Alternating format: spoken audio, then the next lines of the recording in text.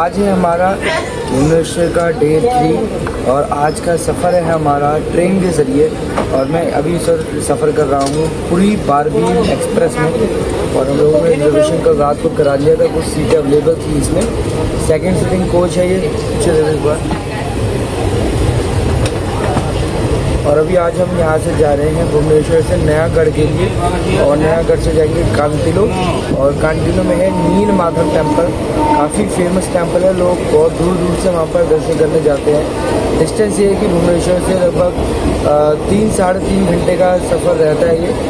कैसे भी रहेगा, बाकी मंदिर की क्या क्या वहाँ पे इम्पोर्टेंस है, वहाँ की मान्यताएं, उसके बारे में आपको बताएंगे। अब तो फिलहाल ट्रेन का सफ़र हमारा चल ही रहा है और हम यहाँ से नयागढ़ पहुँचने के बाद दोबारा दूसरी अपडेट आपके साथ शेयर करेंगे।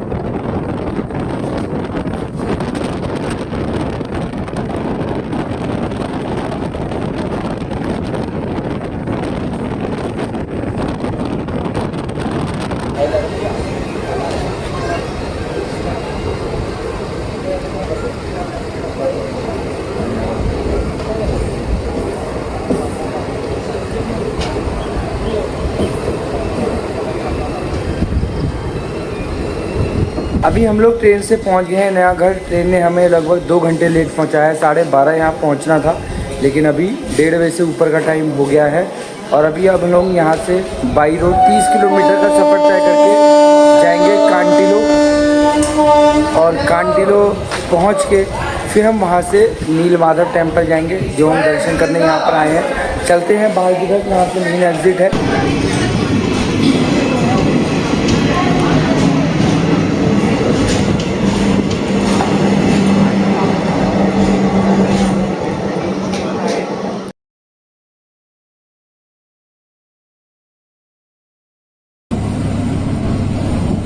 आज है हमारा भुवनेश्वर में डे 4 और भुवनेश्वर में आज हमारा लोकल एक्सप्लोर करने का लास्ट डे है। और अभी मॉर्निंग में सबसे पहले मैं जा रहा हूँ धौलागिरी। लगभग आप इस मुझे भुवनेश्वर रेलवे स्टेशन के पास से लगभग 11 किलोमीटर का डिस्टेंस है। अगर आप ऑटो बुक करके जाएंगे लगभग आपको 200 से 250 रुपये लगेगा। मैं तो बस लेके आ गया था, मेन हाईवे पे उतर गया। और ये AC बस है जिसमें हम आए थे। बस नंबर है 3334 भुवनेश्वर रेलवे स्टेशन से आपको मिलेगा।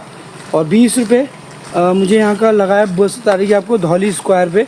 और यहाँ से ये हाईवे पर है धौली स्क्वायर। यहाँ से अगर आप देखेंगे, ये जिस तरफ से हम आ रहे हैं ये भुवनेश्वर रेलवे स्टेशन वाला रास्ता है। और अगर यहाँ से आप बिल्कुल सीधे जाएंगे इस हाईवे से तो आप पुरी और सातपाड़ा पहुँचेंगे। राइट साइड में आप देख रहे हैं ये एक रास्ता जा रहा है। और यहाँ से अभी हम धौली शांति स्तूपा जाएंगे, इसको पीस पकोड़ा भी कहते हैं। अभी यहाँ पे मैं पैदल चल रहा हूँ, लगभग यहाँ से 2.5 किलोमीटर का है। अगर मैं यहाँ से भी ऑटो बुक करूँ तो 100 रुपये लगता है। तो डे 3 तो हमारा वेस्ट हो गया। जैसे कि कल हम नील माधव मंदिर जा रहे थे जो कांतिलो में है, तो लोकल पर्सन ने बताया था कि आप भुवनेश्वर से नयागढ़ चले जाइए, नयागढ़ से आपको बस वगैरह मिल जाएगी और आप वहाँ से कांतिलो चले जाएंगे। कल जब हम वहाँ पहुँचे तब पता चला कि हम नयागढ़ विलेज पहुँच गए, जो लगभग भुवनेश्वर से 6.5 घंटे का रास्ता, आप समझिए 300 किलोमीटर से ऊपर का था। तो 300 किलोमीटर हम एक्स्ट्रा चले गए। तो फिर बाद में मैंने पता किया आसपास, तो उन्होंने बताया कि नयागढ़ नहीं, वो नयागढ़ टाउन है। समझिए कल का तो हमारा दिन पूरा बेकार हो गया। सुबह 7 बजे निकले, रात को 10:30 बजे भुवनेश्वर वापस आए। मतलब 6 घंटा आना 6 घंटा जाना, हमारा कल पूरा वेस्ट हो गया। अभी मैं मेन हाईवे से लगभग 3 किलोमीटर पैदल सफ़र तय कर रहा हूँ। आसपास जैसा देखेंगे तो आप कोई भी यहाँ पर लोकल ट्रांसपोर्ट में ऑटो वगैरह आपको नहीं दिखेगा। अगर आपको धौली स्तूपा जाना है तो आप बुकिंग में ही ऑटो लेके जा सकते हैं। बस यहाँ पर सिर्फ एक आती है जिसका नाम है नंबर है 13E, वो भी बहुत कम आती है, लेकिन उसका ये नहीं पता कि वो यहाँ पे ड्रॉप कहाँ करेगी। तो या तो आप फिर बुकिंग में जाइए, और नहीं तो अगर आप हाईवे पे 33 या 34 नंबर से आ रहे हैं तो फिर आपको 3 किलोमीटर पैदल जाना पड़ेगा, क्योंकि आगे धौली हिल्स पूरा पहाड़ी एरिया है आगे, और वहाँ तक हमको जाना है। शांति स्तूपा से 1 किलोमीटर पहले आपको यहाँ की पार्किंग मिलेगी। ये पार्किंग एरिया है, देखिए जो आप सामने ऑरेंज कलर की बस देख रहे हैं वो है 13E। और यहाँ पर ना लाइट एंड साउंड शो होता है धौली शांति स्तूपा में शाम को। समर में यहाँ की टाइमिंग है शाम को 7 बजे से 7:35, 7:45 से 8:20। एंट्री फीस 100 रुपीज़ आपकी लाइट एंड साउंड शो की है। और यहाँ जो पार्किंग है इसके आप चार्जेस एक बार देखिए।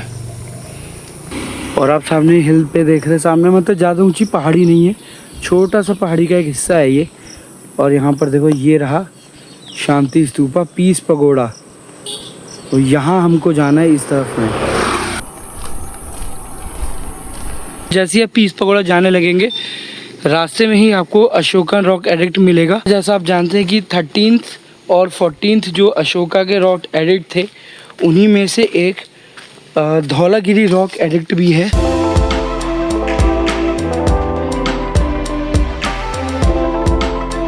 ऐसा भी कहा जाता है कलिंग वॉर जो अशोक ने किया था उसका एक मोटिव था दिग्विजय।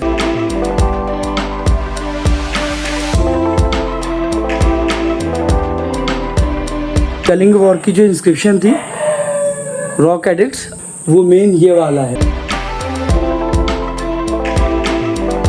घर से राइट जाएंगे तो पीस पगोड़ा स्तूपा बोर्ड देख लिया आप यहाँ पे लगा है। इधर लेफ्ट चलेंगे तो अशोका पिलर और धबलेश्वर टेम्पल भगवान शिव का।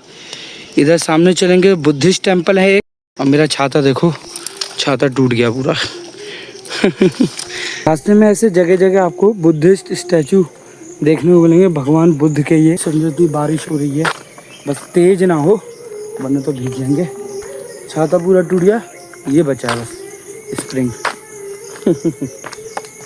और क्योंकि बिल्कुल जंगल के बीच में है तो आप समझो आपको यहाँ पर अंधेरे से पहले पहले आना है वरना आपको यहाँ पर दिक्कत होगी। बाकी यहाँ भी अगर आप देखें तो बुद्धिस्ट मॉन्क्स जितने हैं उनके भी यहाँ पर स्टैचू ये हैं। मंदिर के पास हम लोग पहुँच गए हैं और ये यहाँ का 2 व्हीलर पार्किंग एरिया। 4 व्हीलर ऊपर अलाउ नहीं है, सिर्फ 2 व्हीलर यहाँ पर आ सकती है और पहाड़ी के ऊपर है। देखिए यहाँ पे बोर्ड भी लगा हुआ है धबलेश्वर टेम्पल का। 10th सेंचुरी से 11th सेंचुरी के बीच में इस मंदिर का निर्माण हुआ था यहाँ पर। अगर मैं यहाँ से आपको दिखाऊं तो नीचे आपको भुवनेश्वर सिटी का यहाँ से आपको व्यू मिलता है, वो देखो आप। क्योंकि अभी हम हाइट पर हैं, हिल पर हैं हम, इस वजह से यहाँ आपको सिटी का व्यू बहुत साफ मिलेगा। मंदिर में जाने के लिए एंट्रेंस इधर से है, ये सीढ़ी चढ़ के ऊपर की तरफ जाएंगे। टेंपल के पास हम पहुंच गए हैं। ये है भगवान शंकर का धबलेश्वर मंदिर और यहाँ सिर्फ एक प्रसाद की दुकान खुली हुई है। मंदिर के बाहर का ये परिसर आप देखिए। और यहाँ अगर मैं नीचे आपको दिखाऊं तो यहाँ नीचे से भी हमें व्यू मिलता है।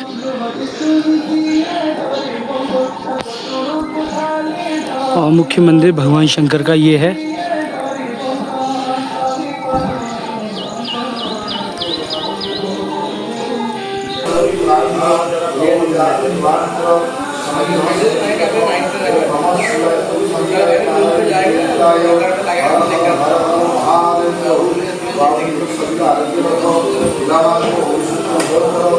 मंदिर के अंदर मैंने दर्शन कर लिए हैं भगवान शिव के। यहाँ पर भगवान शिव का धबलेश्वर स्वरूप शिवलिंग है। चलिए पहले आपको थोड़ा सा मंदिर परिसर मैं दिखा देता हूँ कि यहाँ पे अन्य क्या क्या मंदिर है जहाँ पे आप दर्शन कर सकते हैं। इसके बाद में मुझे आपसे कुछ बहुत महत्वपूर्ण जानकारी यहाँ से रिलेटेड शेयर करनी है, वो मैं आपको करूँगा। सबसे पहले आप देखिए जैसा कि ये मंदिर प्रांगण है और ज़्यादा लोग यहाँ पे फ़िलहाल नहीं भी आते। जिन लोगों को यहाँ के बारे में पता है वही लोग यहाँ पर आते हैं, या फिर जो लोग शांति स्तूपा जाते हैं। और जैसा कि कुछ देर भी पहले मैंने आपको दिखाया था, भगवान शिव का मुख्य मंदिर है। यहाँ सामने गर्भगृह है जहाँ पे भगवान शिव विराजमान है। भगवान शिव का शिवलिंग यहाँ पर विराजमान है और इस शिवलिंग के ऊपर भगवान शंकर की पंचमुखी स्वरूप प्रतिमा है। यहाँ पे आप मंदिर के जो चारों तरफ है यहाँ पे आप दर्शन करिए। सबसे पहले बाएं तरफ से हम शुरू करेंगे। यहाँ पे सबसे पहले गणेश जी का मंदिर है। एक बार बोल दीजिए श्री गणेशाय नमः। थोड़ा सा आगे बढ़ेंगे अगर हम, और मंदिर के पीछे की तरफ यहाँ पे मुरुगन स्वामी यानी भगवान कार्तिकेय जी की ये प्रतिमा है। इसके बाद मंदिर के दाहिनी ओर माता पार्वती की प्रतिमा है। बैक साइड में भी 2 मंदिर और हैं। यहाँ पर है श्री लक्ष्मी नारायण मंदिर, भगवान विष्णु और माता लक्ष्मी की यहाँ पर प्रतिमा है। यहाँ पर भी आप तुलसी दल भेंट करके यहाँ पे आप पूजा करवा सकते हैं। यहाँ पर है माँ डबलेश्वरी टेम्पल, माता डबलेश्वरी जी की ये प्रतिमा। माता डबलेश्वरी माता पार्वती जी का ही एक स्वरूप है। बोलिए माँ डबलेश्वरी की जय। ओम नमो डबलेश्वरी माताय नमः। पहुँच गए हम धौली स्तूपा, आपका पीस पगोड़ा धौली हिल्स पे सिचुएटेड। और ये डबलेश्वर टेम्पल के साथ में ही लगभग 5 मिनट का आपको वॉक करके आना है। ऊपर चल के आपको थोड़ा सा साफ दिखाने की कोशिश करते हैं, पास से आपको और थोड़ा सा ये दिखाएंगे। अभी मैं एक हाइट पर हूँ पहाड़ के ऊपर, आप देखेंगे तो मेरे आसपास यहाँ पूरा नीचे जंगल है, मतलब प्रॉपर तो नहीं है, थोड़ा बहुत जंगल का हिस्सा है। तो रात में बंदर वगैरह यहाँ पे काफ़ी आते हैं अंधेरे के बाद। और लगभग भुवनेश्वर सिटी से 8 किलोमीटर है और 8 किलोमीटर का सफ़र तय करके आप पहुँचेंगे धौली शांति स्तूपा, जिसे पीस पगोड़ा भी कहा जाता है। 1972 में जापानीज बुद्धिस्ट संघ और कलिंग निपॉन संघ के द्वारा इस स्तूपा का निर्माण किया था। और जैसा कि आप स्तूपा पे देखेंगे तो जगह जगह आपको ये स्टोन आइडल्स जो हैं ये इंस्क्राइब्ड मिलेंगे। तो कलिंग वॉर, बुद्धिस्ट और राजा अशोक से रिलेटेड और उनके जीवन से रिलेटेड यहाँ पर ये स्टोन आइडल्स हैं। जैसा आप देखेंगे ये पूरी कलिंग की प्रजा है, यहाँ देखिए। और बीच में रथ पर यहाँ पर राजा अशोक बनाए हुए हैं और ये उनके डिसाइपल्स हैं जो पीछे उनके छत्र वगैरह लेकर चल रहे हैं। भगवान बुद्ध की बीच में प्रतिमा, बगल में उनके डिसाइपल्स। भगवान बुद्ध का यहाँ पर सेंटर में एक स्टैचू है। और ये है यहाँ का मेन एंट्रेंस, मतलब हम तो पीछे डबलेश्वर टेम्पल वाली साइड से आए हैं। अगर आप मेन एंट्रेंस से आते तो आपको इस तरफ से आना पड़ेगा। और शाम के समय जैसा मैंने एंट्री पे दिखाया था आपको, लाइट एंड साउंड शो होता है। बगल में देखिए यहाँ पे लाइट्स वगैरह लगी हैं।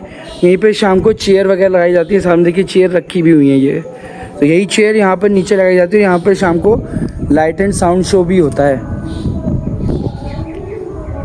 यहाँ देखिए कलिंग वॉर से रिलेटेड राजा अशोक यहाँ पर रथ पे बैठ के जा रहे हैं। बुद्धिज्म से रिलेटेड जो सिंबल्स हैं वो यहाँ पर आपको मिलेंगे देखने के लिए। यहाँ पे भी बीच में गौतम बुद्ध है, उनके साथ में डिसाइपल्स हैं राजा अशोक और बाकी इस तरफ उनकी प्रजा जो उनके राज सैनिक वगैरह हैं। कलिंग वॉर का दिखाया है। यहाँ हाइट से मैं आपको भुवनेश्वर सिटी का व्यू दिखा रहा हूँ। नीचे आप देखिए पूरा यहाँ पर सीधे ये आपका भुवनेश्वर सिटी है और साथ में आप यहाँ पर रिवर देख रहे हैं, ये है आपकी दया रिवर। धौलागिरी शांति स्तूपा 1972 में बनाया गया था और यहाँ पर जो बुद्धिस्ट भगवान की प्रतिमाएं हैं इनको 14th दलाई लामा ने यहाँ पर इस्टेब्लिश किया था। इस शांति स्तूपा को जैसा कि बुद्धिस्ट संघ ने बनाया था, लेकिन जो सांची स्तूपा है उसको सम्राट अशोक ने बनवाया था। तो ये 2 स्तूपा है जिसमें लोगों को कन्फ्यूजन रहता है। सांची स्तूपा को बनवाया था राजा अशोक ने और धौलागिरी शांति स्तूपा को बनवाया था बुद्धिस्ट संघ ने। डबलेश्वर टेम्पल जैसा कि मैं दर्शन करने गया, तो जब आप मंदिर के पास जाएंगे तो वहाँ जो पूजा की दुकान है वहाँ से आपको 50 रुपये से कम का प्रसाद नहीं मिलेगा। साथ में एक चुनरी भी दी जाएगी। लेकिन अगर आप सिर्फ बेलपत्र लेना चाहते हैं तो वो आप मतलब 20 रुपये दे के आप ले सकते हैं, लेकिन वो बहुत देर में मतलब उनसे आप बहस करेंगे उसके बाद ही मिलेगा। दूसरा, फिर अगर आपको बेलपत्र मिल भी गया और अगर आप अपने से भगवान शिव को उनके शिवलिंग पे बेलपत्र चढ़ाना चाहें, जैसे हमारे यहाँ नॉर्मल होता है, हम शिवरात्रि वगैरह जाते हैं, रेगुलर भी मंदिर अगर हम जाते हैं तो वहाँ बेलपत्र हम अपने हाथ से चढ़ाते हैं। लेकिन यहाँ ऐसा नहीं है। दूध वगैरह या जो बेलपत्र वगैरह आप पंडित जी को देंगे वो आपसे संकल्प कराएंगे। और अगर आप कहते हैं कि नहीं मुझे संकल्प नहीं करना, मैं अपने चढ़ाना चाहता हूँ, तो आपसे चढ़ाने ही नहीं देंगे।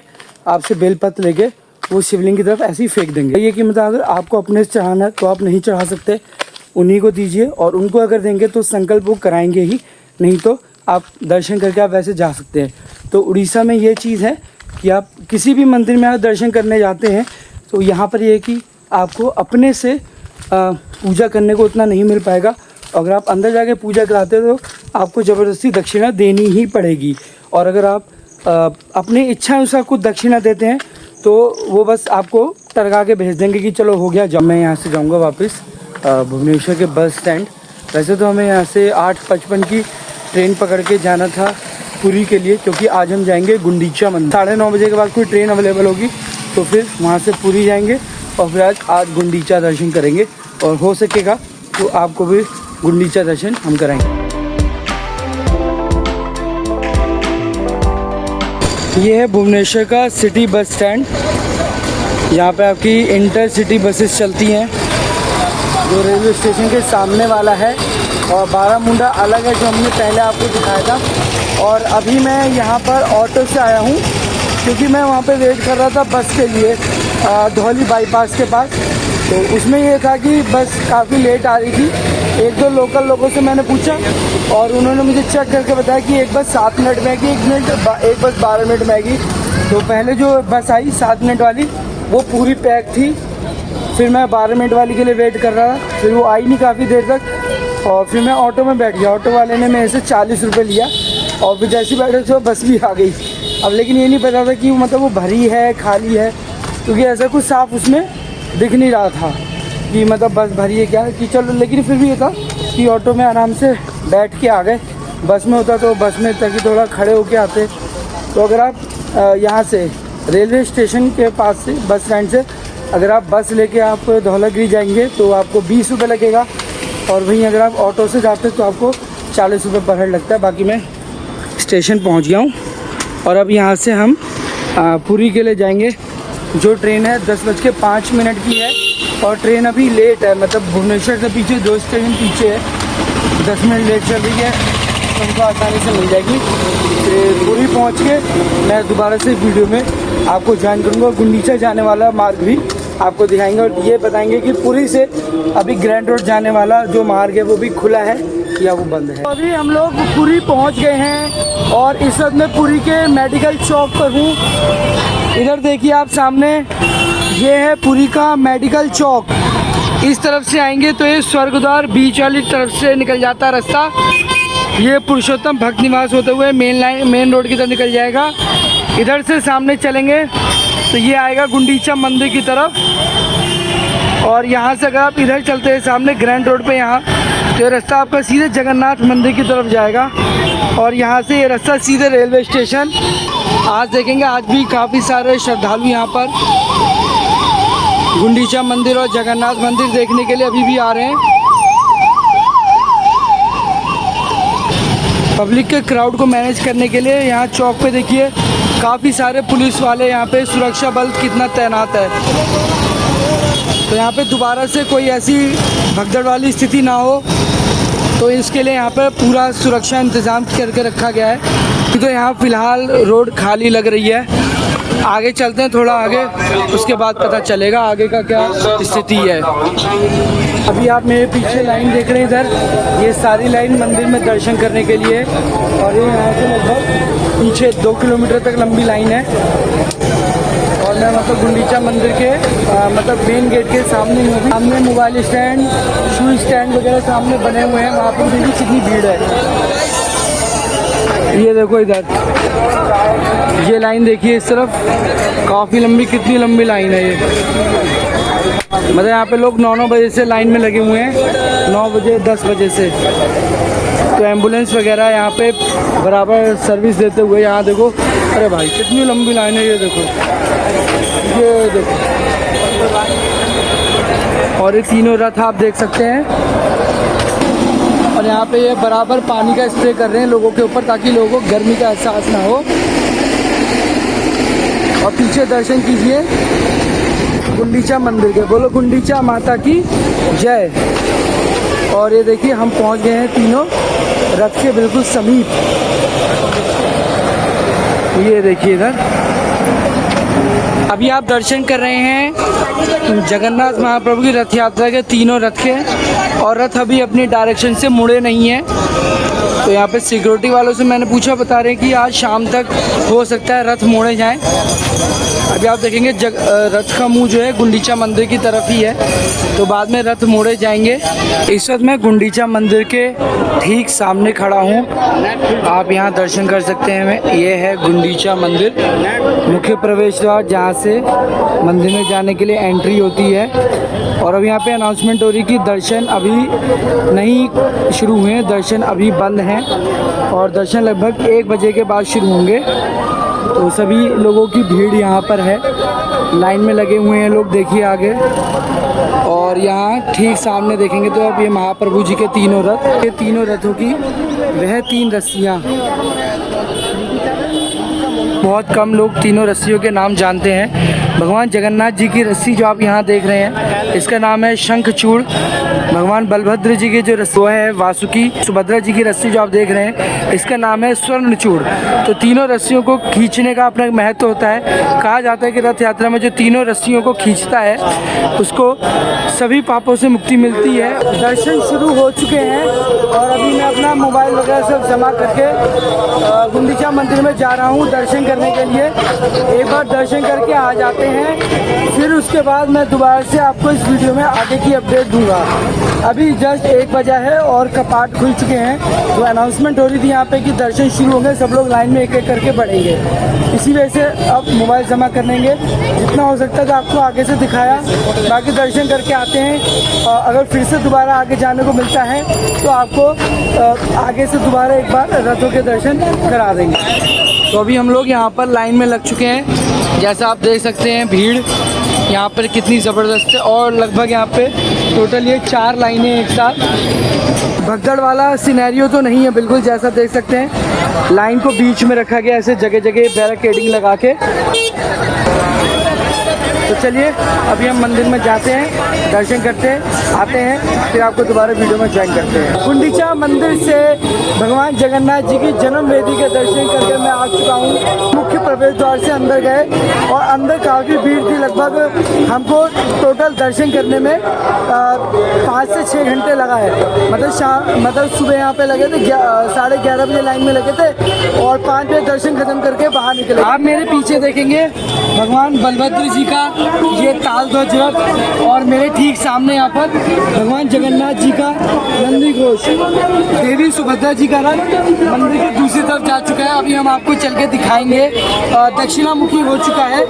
अभी जैसे बारिश हो रही है तो बलभद्र जी का रथ यहाँ पर रुक गया है। मैं आपको दिखाता हूँ। मैं मंदिर में जैसे कि अंदर गया था तो मैंने भगवान की जहाँ जन्म वेदी है वहाँ पर मैंने दक्षिणा दी और प्रसाद के तौर पे मेरे पास ये भगवान जगन्नाथ जी को चढ़ाया हुआ कमल का फूल है, साथ में कुछ तुलसी दल है। और ये तुलसी दल मुझे जन्म वेदी से प्राप्त हुए हैं। और साथ में देखिए यहाँ पर हमारे पास 2 रस्सियों के ये टुकड़े हैं। ये बड़ा वाला देख रहे हैं, ये देवी सुभद्रा जी के रथ का रस्सी है और ये है बलभद्र जी के रथ का रस्सी, जो वासुकी रस्सी है ये उसका है। तो जगन्नाथ जी का रथ तो कल सुबह यहाँ से हिलेगा तो वो रस्सी तो हमें नहीं प्राप्त हो पाएगी। तो देखिए भगवान की जगन्नाथ जी के हमारे पास क्या कृपा है कि हमारे पास हमें दोनों रथ के रस्सी के टुकड़े और यहाँ पर प्रसाद के रूप में ये तुलसी दल और कमल का फूल हमें मिला है।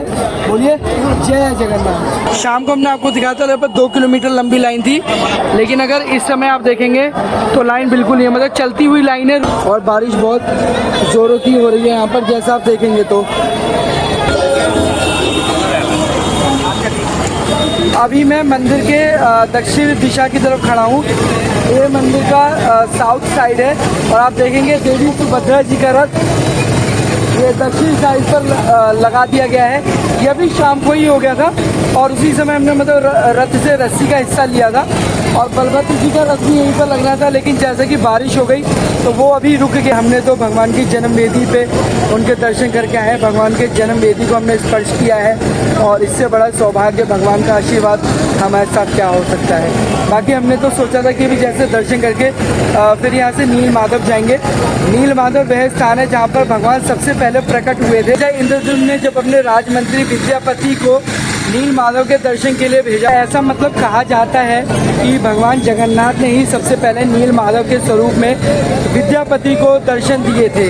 और आज जगन्नाथ भगवान के हम जिस स्वरूप में दर्शन करते हैं, ये स्वरूप विश्वकर्मा जी द्वारा बनाया गया और उन्होंने ऐसा कहा भी था कि 21 दिन तक दरवाज़ा नहीं खुलना चाहिए। लगभग 15 दिन तक तो मूर्ति बनने की हथौड़ी की आवाज़ आती रही, लेकिन उसके बाद जब हथौड़ी की आवाज़ बंद होगी तो रानी गुंडीचा को ऐसा लगा कि शायद अंदर जो ब्राह्मण है उनको कुछ हो गया है, जो कारीगर हैं, जिस वजह से मूर्ति की आवाज़ नहीं आ रही। उन्होंने दरवाज़ा खोल दिया। जैसे ही कहा गया था कि 21 दिन तक दरवाज़ा नहीं खुलना चाहिए वरना मूर्ति आधी अधूरी रह जाएगी।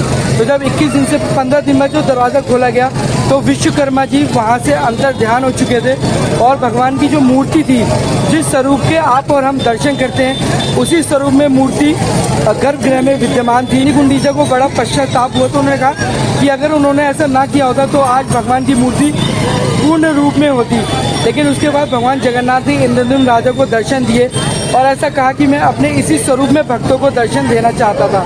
तो यह थी गुंडीचा मंदिर से जुड़ी कहानी और उस जन्म वेदी की जहाँ पर भगवान का जन्म हुआ। अभी तो हम लोग पुरी से निकल रहे हैं यहाँ से वापस भुवनेश्वर के लिए। कल सुबह की हमारी ट्रेन है वहाँ से भुवनेश्वर से नई दिल्ली दुरंतो एक्सप्रेस, तो उसके लिए हमें वापस भुवनेश्वर जाना पड़ेगा। होटल हमारा वही है। तो आज तो हम लोग यहाँ पर गुंडीचा दर्शन करने के लिए आ गए थे, सोचा चलिए आपको भी इसी बहाने गुंडीचा दर्शन करा दिया जाए। समय हो रहा है रात के 11:25 और अभी हम लोग अपना होटल में रात का डिनर करके आ चुके हैं बाहर से। ये वीडियो आपको कैसी लगी वह कमेंट सेक्शन में जरूर बताइएगा। कोशिश करेंगे अगली बार से हम जहाँ भी जाएं आपको और अच्छे से उस जगह के दर्शन कराएं। बाकी आसपास और ज़्यादा जितनी ज़्यादा लोकल प्लेसेस हम कोशिश करेंगे आपके साथ शेयर कर सके और वहाँ की जो भी कल्चरल हेरिटेज है उसको भी आपको जरूर दिखाएं। फिर मॉर्निंग में हमें ट्रेन पकड़ने जाना है। तो फिलहाल इस वीडियो को करते हैं ख़त्म। Take care, bye bye.